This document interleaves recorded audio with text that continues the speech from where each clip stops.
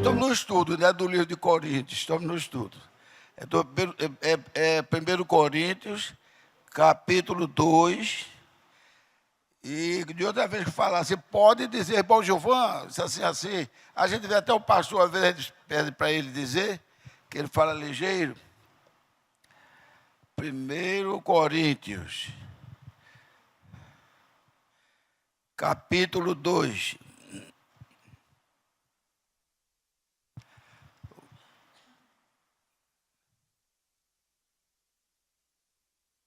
Então vamos ler 1 e 2, e depois eu passo para 4, 5, porque tem alguns que não precisa dizer que só vai ficar cumprida a leitura. Então, capítulo 2. E eu, irmãos, aguarde um momento, por favor.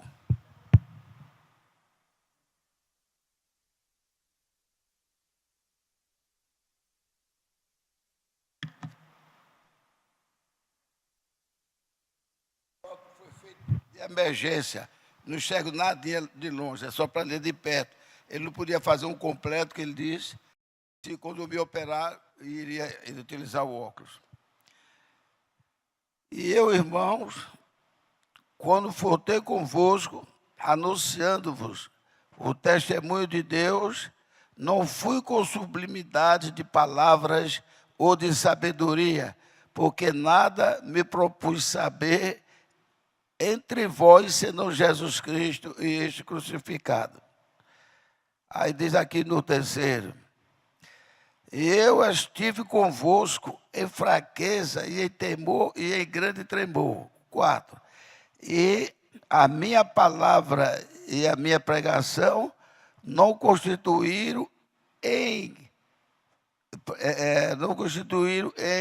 palavras persuasivas de sabedoria humana, mas em demonstração do Espírito de poder, para que a vossa fé não se apoiasse em sabedoria dos homens, mas no poder de Deus. Amém? Vamos orar e depois a gente continua com o livro aberto. Senhor Jesus Cristo, nosso Pai Celestial, nós te agradecemos a graça e a misericórdia do Senhor. Pedimos que nesta tarde e noite, que o Senhor possa nos abençoar todos aqui neste culto maravilhoso e que o teu Espírito Santo, ó Pai, desça sobre nós, abençoando a todos nas nossas funções do estudo, da palavra, dos cânticos e também da pregação. No nome do Senhor Jesus Cristo nós te pedimos, e eu peço ainda mais a meu favor, que o Senhor me abençoe, para que seja um culto maravilhoso, sem tropeço da minha parte. No nome de Jesus Cristo. Amém? Aleluia.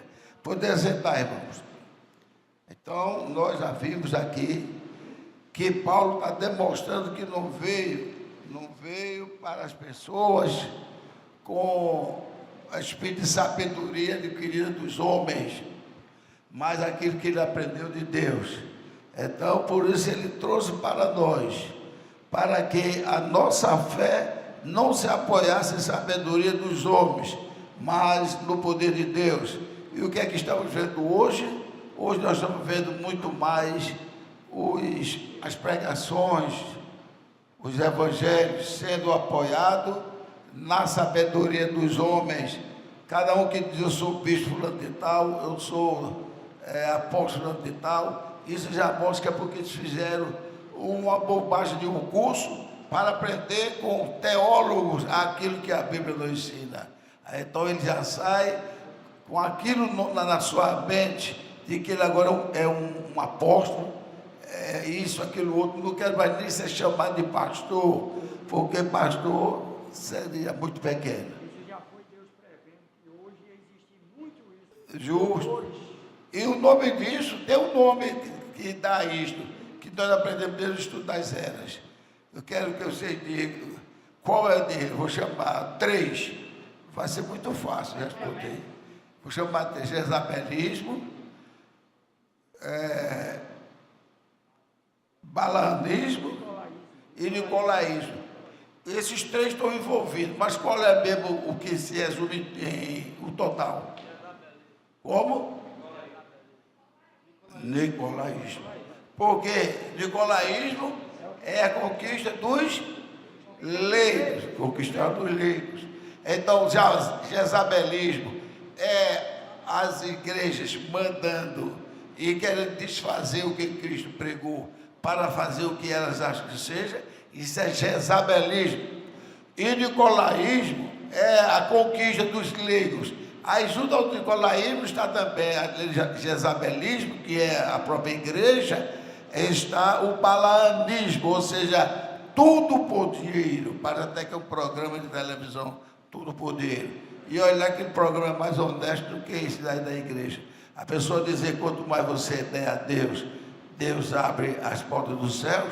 É a mesma coisa de estar dizendo que Deus precisa dessa porcaria, desse lixo chamado o dinheiro dos homens. Não é verdade?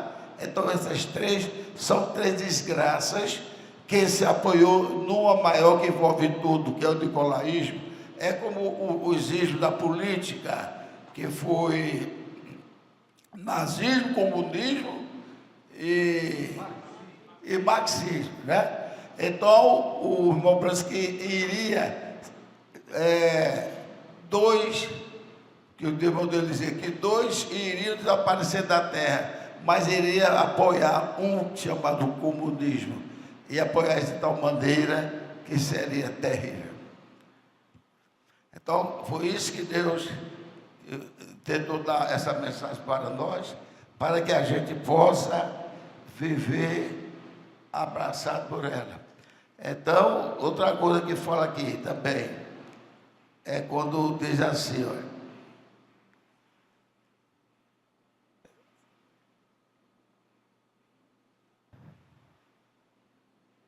é quando diz assim, das dissensões da igreja, que fala também que haveria grandes dissensões, certo? Mas isso aí nós veremos mais adiante. Agora, só o caráter que Paulo falou que estaria na igreja, certo? Então, o versículo meia dúzia. Então, o versículo 6 diz assim, ó, todavia falamos a sabedoria entre os perfeitos, não porém a sabedoria deste mundo, nem dos príncipes deste mundo que se adquiram. Está vendo? Quer dizer, Paulo, depois de ter dito isto, ele falou claramente que nós, né, todos nós falamos a sabedoria entre os perfeitos, ou seja, entre os eleitos, entre aqueles que querem a sabedoria de Deus. Nós estamos aqui querendo a sabedoria de Deus. Amém? E a sabedoria de Deus, ninguém vai se ufanar por ela. Porque se ufanar, vai cair naquilo que Deus me deu. Eu falei aqui na classe, o pastor Célio falou, não é verdade? A pessoa pensar que é um tal, pensar que sabe mais. Não tem isso, pensando que sabe mais. Vejamos aquele caso do irmão Moisés lá no tempo do Egito, quando o irmão foi falar e disse, olha, nós encontramos pessoas, né, também profetizando, e nós proibimos. E veio dizer, aí Moisés disse, vocês estão com ciúmes de mim? Não foi? Olha lá que todos fossem pregadores, todos fossem profetas, seria muito mais tranquilo nas nossas tribos. Se vocês agora querem cobrar ciúme de mim. Mas aconteceu um caso no Novo Testamento também, que foi com Jesus Cristo. Os discípulos disseram, nós encontramos bastante pessoas que estavam também pregando o teu nome, nós. Quer que nós o proibamos? Aí Jesus disse, não, deixai, porque aquele que comigo não espalha, ele ajuda. Ele não era o conhecido dos apóstolos, ele era conhecido de Jesus Cristo, não pessoalmente, porque ele sabia todas as coisas. Aí disse, não proibai não, deixa eles falarem, porque aquele que comigo não espalha, ele ajuda. 7. Mas falamos sabedoria de Deus, está vendo? Falamos sabedoria de Deus oculta em mistério a qual Deus ordenou antes dos séculos para nossa glória. Ou seja, a sabedoria de Deus já estava anunciada antes do mundo ser inaugurado, ainda antes como é que diz, da terra ser transformada, da terra ser saneada com pessoas, com animais ou plantas. Então, já lá na glória, a sabedoria de Deus era oculta em mistério, a qual Deus ordenou antes dos séculos para a glória de quem? A nossa glória. Ou seja, essa sabedoria vai alimentar os meus servos. E eles, seguindo por essa sabedoria que é a minha palavra, eles estarão firmes e seguros. Vamos agradecer a Deus com louvor e salva de palmas, porque o nosso Deus é tremendo.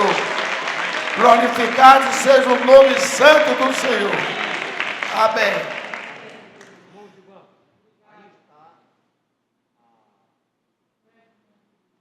Como? É a predestinação. A predestinação, justamente desde a fundação do mundo, que ele assinou nossos nomes, e nós estamos nessa predestinação e eleição, né? Dessa predestinação gloriosa. Porque houve alguns que, infelizmente, tiveram a predestinação para ser contrária à palavra. Entre eles, o Judas Iscariotes. Então, oitavo, a qual se referida ainda à sabedoria de Deus, a qual nenhum dos príncipes deste mundo conheceu, porque se conhecesse, nunca crucificariam ao Senhor da glória. Isto é tremendo, especialmente para aqueles que acham que Jesus é a segunda pessoa. Isso é uma coisa que falta de visão, porque Jesus Cristo disse, se eles conhecessem, eles nunca crucificariam o Senhor da glória. Esse aí é o Senhor da glória. E o Senhor da glória para os judeus, como para nós, é o Senhor Jesus Cristo. Só que os judeus crucificaram o Senhor da glória pensando que ele fosse o impostor. Mas tudo aquilo, Jesus sabia que ia acontecer. Aí diz nas palavras que ele cegou os judeus para nos dar luz. Mas ele não cegou os judeus de propósito, quer que vocês errem, não. Porque Deus não ia fazer isso. Ele cegou os judeus porque ele disse que o jumento conhecia a manjedoura do seu dono, o boi também conhece seu dono, né? Mas o meu povo não me conhece. Como não conheceu, ele, por mais que ele fez, por mais que ele apelou através de Isaías, principalmente, que é o profeta messiânico por excelência, Jeremias, Ezequiel e todos eles, por mais que ele falou os profetas, quando inaugurou a transição, inaugurou o Novo Testamento na vida de Jesus Cristo, na transição de João para Jesus Cristo, era o momento deles aceitar. Por isso que ele diz, eu vim para os que eram meus, mas os meus não me aceitaram. Como os dele não aceitaram, então foi que ele disse, ele fez-se cumprir o Isaías 52,6, o meu povo saberá o meu nome. Significa dizer que aquele nome que tinha guardado para lá e para cá, que hoje a gente vê essas pessoas de... Eu acho, esqueci até o nome. Sim, agora nós já me esqueci do nome que estão chamando a Jesus. E a gente não vê Jesus com esse nome fazendo milagre no meio deles. Yahshua. O nome dele é Senhor Jesus Cristo. E a prova maior que nós temos, eu conversei até com o amado irmão, ele disse que veio me visitar, não sei se ele veio, Bruno. Eu disse, a prova maior que nós temos é que ali em Pentecostes tinham 16 nações e todas elas ouviram falar do Espírito Santo na sua própria língua. Então, se falar na sua própria língua, Deus não vai. Primeiro, essa coisa de só usar o nome Caleb, aonde ele for para o Egito, quando for, ele será chamado de Caleb, porque isso é uma convenção política. Não é verdade, Caleb? A Bíblia não está dizendo isso, não, chame o nome que não. Isso é uma convenção política. Por exemplo, Caleb é um nome até fácil para usar em qualquer língua, mas Valdemir, eu não sei. Tanto é que tem muitos que se chamam James, e ele é Tiago, outras pessoas assim. Então, para a pessoa não ficar voando no caso de se estiver referindo a ela, aí, por exemplo, pode falar um bocado de coisa em inglês, e isso aí é para Antônio Gilvan de Vasconcelos. Tem que pronunciar, porque aí eu sei que aquilo é comigo. É só por isso, foi Deus que mandou, não, porque Deus disse, todas as 16 nações estavam ouvindo o Espírito Santo de acordo com as suas línguas. Então isso derruba por terra qualquer pretensão de querer envolver. Isso é o inimigo, ele é muito astuto, faz isso. Certo? Então, o novo. Mas, como está escrito, as coisas que o olho não viu, e o ouvido não ouviu, e não subiram ao coração do homem, são as que Deus preparou para os que o amam. Amém? Eu gosto muito disso. Inclusive, isso aqui está uma resposta que ninguém sabe sobre o milênio. A resposta pode estar aqui, né? Porque a pessoa vai ver o milênio e depois vai para um lugar que o olho nunca viu, nem coração, nem nada. É a grandeza de Deus. Naquele dia nós falamos sobre isso, que até foi o irmão Nivaldo que respondeu quando eu fiz a pergunta. E sabe que eu me baseio nisso também? Eu gosto de basear na Bíblia, para depois ninguém dizer que eu estou criando. Se eu for criar uma coisa aqui que não existe na Bíblia, eu, como qualquer um, até os pregadores, estariam errados. Eu estou me baseando na Bíblia, que diz, Abraão, presta atenção para não dizer o amém errado, eu quero prestar atenção. Abraão, tu és possuidor da terra e dos rios e dos mares. Foi isso? Abraão, tu és o quê? Possuidor dos céus e da terra. Se Abraão é possuidor dos céus e da terra, Abraão ia ficar como um homem dos grandes patriarcas, apenas a conhecer as profundezas do céu? Não. Jesus Cristo preparou para que ele fosse o nosso guia, o nosso pastor, fosse o nosso mordomo fiel, para nos guiar a Cristo, para vivermos também da glória. E por que eu perguntaria se fosse continuar vivendo na terra? Por que fala de um milênio? Hein? Por que fala de uma coisa ultrapassada? Que pode ser ultrapassada, ou seja, um milênio. Então, isto é depois do milênio. Que nós não sabemos quase nada do milênio, quanto mais depois do milênio. Só sabemos que a glória vai ser muito maior. E teremos nosso corpo transformado num corpo mais glorioso ainda. Então, é onde a gente vai ver tudo. É onde combina com 1 Coríntios, capítulo 28. E o Senhor será tudo em todos. Aleluia! Tudo em todos. De maneira que não há segredo de nada perante nós. Até aquilo que só é para Jesus hoje será para nós também. A plenitude da... Estão ligados mesmo? A plenitude da... E ainda quero que seja mais alto. A plenitude da... divindade. Vamos dizer todo, da plenitude da divindade. E Paulo estava falando sobre isso e ainda disse, nós seremos como ele é. Nós o veremos face a face. Aleluia. Aleluia, glórias a Deus. Isso é tão grande, irmão. Isso é tão grande que você não pode mensurar. Nós o veremos face a face. Glórias a Deus. Ou seja, não tem aquele segredo mais de dizer, se esconde senão você é morto. Nem os anjos podem ver. Os anjos o adoram. Santo, santo, santo. Diante de uma luz inacessível. Ele só habita ali. Amém? E Paulo diz, nós seremos como ele é. E tem outra explicação que Paulo fala também. Quando ele não supôs ser igual ao homem e desceu à terra, foi visto dos anjos. Foi visto dos anjos. Então veja só. Irmão Nivaldo, estou dizendo, é pouco isso? É. Vai querer perder isso? De jeito nenhum, meu irmão. Nós não devemos ficar de golzinho, pensar que somos melhor disso ou daquilo. Não! O pastor tem pregado, que nós não somos nada. Aleluia! Moisés também reconheceu isso. O irmão Branco reconheceu: eu não sou nada. Ele me encontrou, eu não era nada e continuo não sendo nada. Só que tem uma diferença: eu estou em suas mãos. Amém? E aquele que está na mão de Cristo, o que é que ele diz? Ninguém arrebatará das minhas mãos. Glórias a Deus. Glórias a Deus. Aleluia. Agora é o 10, né? Mas Deus nos revelou pelo seu Espírito, porque o Espírito penetra todas as coisas, ainda as profundezas de Deus. Porque qual dos homens sabe as coisas do homem, senão o Espírito do homem que nele está?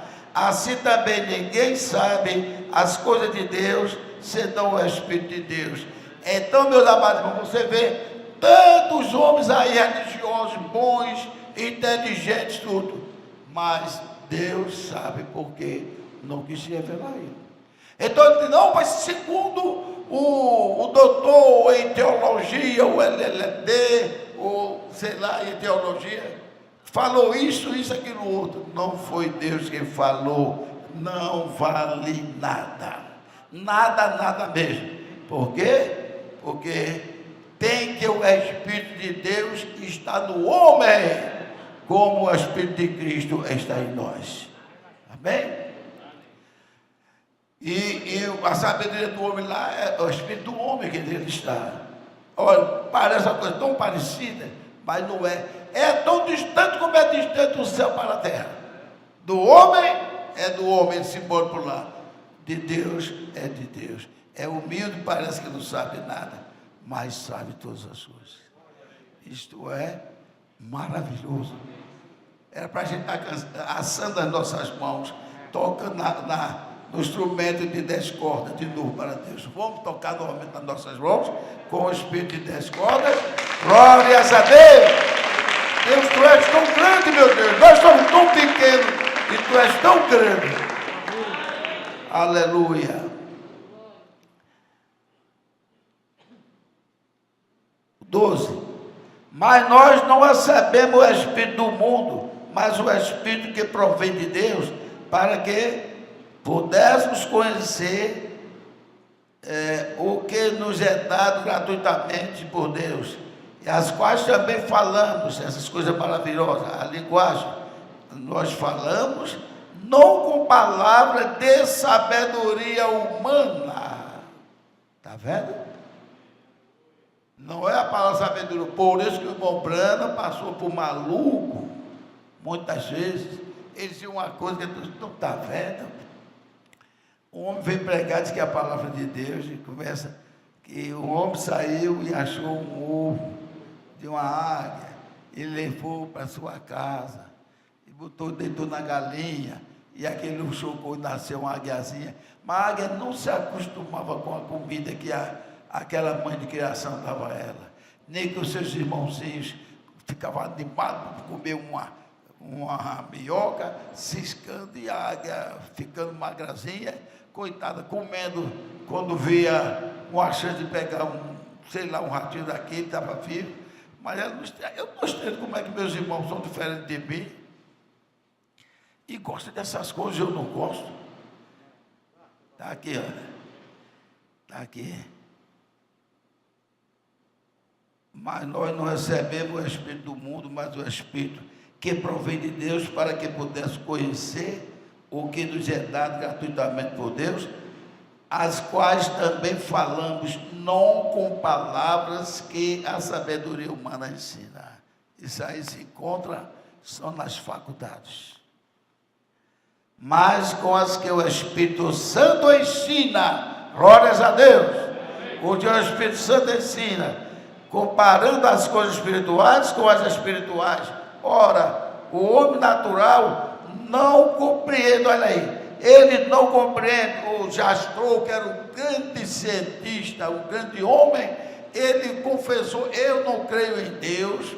Ele foi honesto, embora que burro, porque Deus mostrou para ele. Então ele pode dizer, Senhor, eu não estava enganado. Não, eu mostrei para você. Você lutou a vida toda querendo ver de onde proveio a vida. E você não conseguiu. E você chegou a dizer que sabe que tinha um ser superior. Sabia que tinha um ser superior, só não aceitava que era Deus. Ó, um ser superior que ele não sabia o nome, precisava dizer o nome dele e acha que era Deus. Um ser superior, que faz tudo, que faz de uma célula, meu irmão, uma célula que você não vê a olho nu, tem um verdadeiro mundo dentro de si.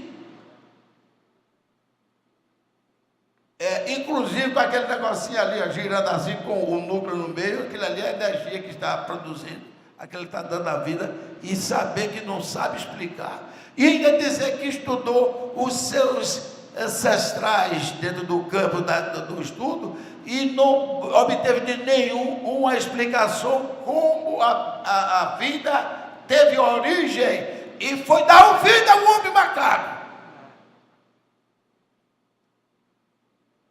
Até agora não sabia. O diabo chegou junto do Charles Darwin e disse: diga que nasceu de uma moeda, nasceu de uma ameba, diga que nasceu daquilo outro, e explica aí, mas não fique sem explicar, não. Aí ele foi da onda e disse: na ciência, nada se cria, tudo se transforma.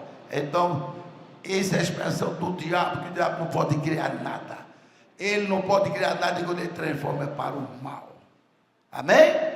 Ele está derrotado. Ora, o homem natural não compreende as coisas do Espírito de Deus, porque ele parece loucura, tá vendo? Ele parece uma loucura mesmo. Agora, o que parece mais uma loucura é dizer que Deus soprou o seu Espírito e deu vida ao boneco de pau, fazendo dele um homem vivente, uma alma vivente, e depois dali tirou Eva, e através de Eva e Adão nasceram, especialmente de Adão, principalmente, é claro, nasceram toda na carne. Toda a carne, e mesmo Caim, que precisou um pouco da carne de Eva, para poder se firmar. Caim, que era o demônio, Deus disse: nosso pai é o diabo, é Satanás, é a antiga serpente, e ele foi homicida desde o princípio. Veja só, então, parece loucura e não pode entendê-las, mas elas se discernem espiritualmente, mas o que é espiritual discerne bem de tudo e por ninguém é discernido, porque quem conheceu a mente do Senhor para instruí-lo? Mas, vamos dizer todos, mas nós temos a mente de Cristo. Amém. O capítulo 2 diz assim: e eu, irmãos, não pude falar como as espirituais, mas como a carnais, como a meninos em Cristo. Com leite vos criei, e não com carne, porque ainda não podeis, nem tampouco ainda agora o podeis. Criar com carne. Isso representa alguma coisa para vocês? Vocês vão tomar leite porque vocês são meninos ainda, são ignorantes, são estúpidos, e não sabem discernir, porque ainda não podeis, nem tampouco ainda agora o podeis. Ou seja, criar com a carne. Essa expressão, ela tem as suas profundidades. Aquele que não comer da minha carne e nem beber do meu sangue. A carne do Senhor Jesus Cristo é a sua palavra. Amém? Aí ele não tem ainda, aí se alimenta de leite. Mas como ele não tem alimentação da carne, não tem alimentação da palavra de Deus, então eles se mordem entre si, eles brincam, eles fazem um bocado de coisa, eles não atendem, eles querem ser um maior do que o outro, eles querem fazer grupinho, se não vejamos aqui, se não é isso. Porque dizendo um, eu sou de Paulo, e outro, eu de Apolo, porventura não sois carnais, é o outro lado da moeda, é carnais para querer a carne e não a palavra. E quando diz alimentado com carne, não é essa mesma carne, é a carne do Filho do Homem. Aquele que não comer da minha carne, beber do meu sangue, não terá vida, nem participação comigo. Pois quem é Paulo e quem é Apolo, senão ministros pelos quais creste, conforme o que o Senhor deu a cada um? Eu plantei, Apolo regou, mas Deus deu o crescimento. Mas isto, estou no versículo 7 agora, do capítulo 3. Mas isso, o que planta é alguma coisa, mas isso, nem o que planta é alguma coisa, nem o que rega, mas Deus que dá o crescimento. Ora, o que planta e o que rega são um, mas cada um receberá o seu galardão segundo o seu trabalho, porque nós somos cooperadores de Deus. Vós sois a lavoura de Deus e edifício de Deus, segundo a graça de Deus, no versículo 10 agora, segundo a graça de Deus que me foi dada, pus eu como sábio arquiteto o fundamento, e outro edifica sobre ele, mas veja, cada um como edifica sobre ele. Aí veja só o que aqui diz o outro. Vou ler aqui o outro. Porque ninguém pode pôr outro fundamento,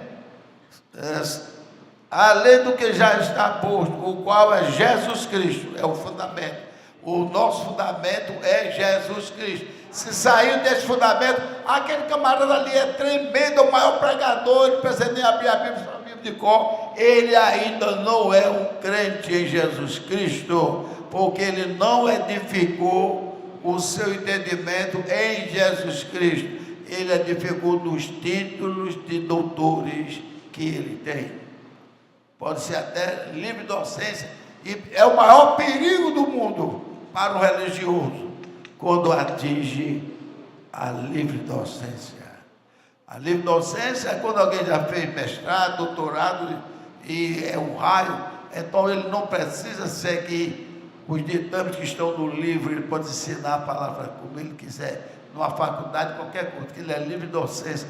Ele é chamado para dar opinião, como nós temos aquele homem que é cardiologista e ao mesmo tempo é o nutrólogo, é o Laí Ribeiro. Laí Ribeiro é um livre docência, sabia? Laí Ribeiro. E mesmo assim ele ainda diz, eu li não sei quantos trabalhos dos meus colegas. Ele é um homem que é requisitado para dar aula na Universidade de Harvard. Será que esse homem é fraco? E já teve gente que foi contrastar com ele, dizendo que aquilo que ele disse não era correto. Ele disse, olha, eu tenho mais de 2.000 trabalhos feitos nisso aí, que o limão com água é de grande beneficência para o povo. Você vai dizer o contrário? Então, em outras palavras, ele é humilde. Ele só fiz isso, sou livre docência, sou mestre. Aí no Evangelho, eu sou livre docência. Eu sei, ele não quis dizer aquilo, ele quis dizer isso. Porque ele quis dizer isso é aquilo, mas dizer aquele negócio, depois ele está embaralhado. Ele não sabe o que dizer, porque Deus dá corda a ele. E como diz o pastor César, quem dá muita corda à vaca, ela termina se enforcando. Certo? E também foi dado muita corda a Judas, ele terminou se enforcando. Por que foi dado muita corda? Ele via, do meu Branco disse que ele via, muitas vezes ele estava cercado, pegue ele, vamos matar, vamos jogar no precipício. E Judas ficava admirado como é que Jesus desaparecia. E Judas pensava, eu vou ficar com eles, Jesus vai se livrar deles. Mas chega aquele dia em que é fatal. Que Deus tenha misericórdia de nós. Nunca deixar esse dia fatal a gente opinar por ele. Nunca deixar a gente pisar na graça. Amém? Porque é perigoso, irmão. É perigoso. A gente, quando faz um pecado mais sério, a gente fica com a nossa mente fervendo. Eu não é assim. Meu Deus, será que eu sou uma crente? Será que eu sou um crente? Mas começa a clamar. O nosso pastor tem nos ensinado. Se você fez isso, fez aquilo outro, você não sai do seu quarto sem orar. Ontem mesmo, quando ele estava falando isso, eu saí e orei. Porque nós todo dia cometemos pecados de nos jogar para fora da graça a quilômetros. Mas Ele é misericordioso. E a gente fica admirado porque Ele salvou Davi. Ele já sabia que Davi era segundo o coração dele, já sabia que Davi ia fazer aquilo, que nada fica para dar surpresa a Deus. Mas ele sabia também que Davi ia pedir perdão pelos seus pecados e enaltecer ele, por ser tão grande. Vê, tu és tão grande que bem-aventurado o homem é que o Senhor não imputa pecado. Bem-aventurado o homem cujos pecados o Senhor já libertou. Então, isso combina com as palavras de Deus ou não? Porque Deus ama maltratar, castigar. Ama o quê? Perdoar. Oh, Senhor, o Senhor que ama perdoar. Aqui tem alguém que não precisa do perdão de Cristo? Todos nós necessitamos do perdão de Cristo. Então, porque estamos com as mãos paradas e as vozes também. Glórias a Deus! Glórias a Deus! Nós precisamos de tudo de Cristo. Ninguém pode pôr outro fundamento, além do que já está escrito, o qual é o Senhor Jesus Cristo. Se alguém construir de forma inadequada, a obra de cada um se manifestará pelo fogo. O fogo provará a obra de cada um. O fogo é o Espírito Santo. Se a obra de alguém permanecer, esse receberá galardão. O 15. Se a obra de alguém se queimar, sofrerá detrimento, mas o tal será salvo como pelo fogo. Aí eu botei isso aqui. Veja essa expressão. É o capítulo 3, do versículo 15. Foi aqui onde o maldito Satanás enganou a igreja católica, apostólica romana. Vocês adotaram? Será salvo como pelo fogo. Isso lembra o que a vocês? Criado pela igreja católica, que salvará o povo depois de queimar muito tempo. Purgatório. Purgatório. Aí eu estou dizendo que quando eu era católico, tinha um camarada lá que era muito educado. Aí um dia ele estava contestando quem contestava o purgatório. Aí disse, não, está na Bíblia, ele leu isso para mim. E eu tinha esquecido, sabia que existia isso, mas tinha esquecido qual era o versículo. E encontrei, já botei. Este é o ponto da heresia da igreja sobre o purgatório. Ou seja, todos pecamos, então todos vamos ter que entrar no purgatório. Aí tem um purgatório preparado para queimar os nossos pecados. Estou terminando. Mas é coisa do diabo. Que quem queima os nossos pecados é a palavra de Deus. Amém? Não sabeis vós que sois o templo de Deus e que o Espírito de Deus habita em vós? Se alguém destruir este templo, Deus o destruirá, porque o templo de Deus, que sois vós, é santo. Nós somos o templo de Deus. Nós não valemos nada na nossa carne, mas nós somos o templo de Deus. Aqui está meu filho, glórias a Deus, vou bater palma nele.